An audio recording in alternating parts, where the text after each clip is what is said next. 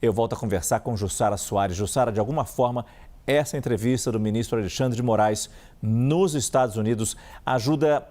a explicar a posição brasileira, ajuda a explicar a posição do Supremo e a do ministro?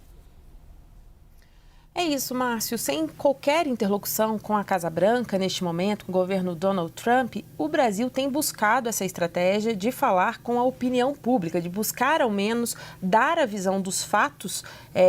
aqui, tanto do governo Lula quanto do Supremo Tribunal Federal, por meio da imprensa. Isso é um trabalho que vem sendo feito de bastidor. Então, hoje a gente viu essa entrevista do ministro Alexandre de Moraes, que ele não costuma dar muitas entrevistas, mas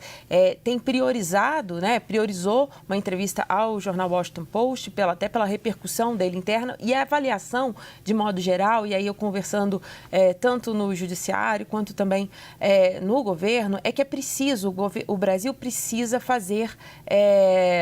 chegar à população americana, aos empresários americanos, quais são as percepções, tentar dar a versão do que está acontecendo aqui para rebater justamente esse trabalho que vem sendo feito de bastidores, ali por Eduardo Bolsonaro, filho do ex-presidente Jair Bolsonaro, e como mencionei há pouco, também do jornalista Paulo Figueiredo, que sim, tem interlocução com integrantes da Casa Branca, Departamento do Estado e Departamento do Tesouro. Então, a avaliação aqui, eu estava conversando com diplomatas e eles me dizem o seguinte, que agora, nesse momento da crise entre Brasil e Estados Unidos, em que, principalmente com a proximidade do julgamento da tentativa de golpe de Estado, em que o ex-presidente Jair Bolsonaro e outros 7 réus serão julgados, que esse debate está totalmente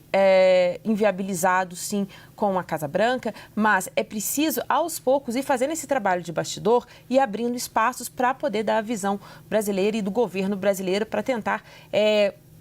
rebater as informações que estão chegando aos Estados Unidos. E é um pouco também do que diz o ministro Alexandre de Moraes, que ele cita Eduardo Bolsonaro, inclusive há também dizendo que Eduardo Bolsonaro passa informações falsas. Então, esse trabalho de tentar buscar a imprensa americana, falar com alguns setores importantes para tentar influenciar a opinião pública. Há uma percepção no governo brasileiro que, diante desse cenário bastante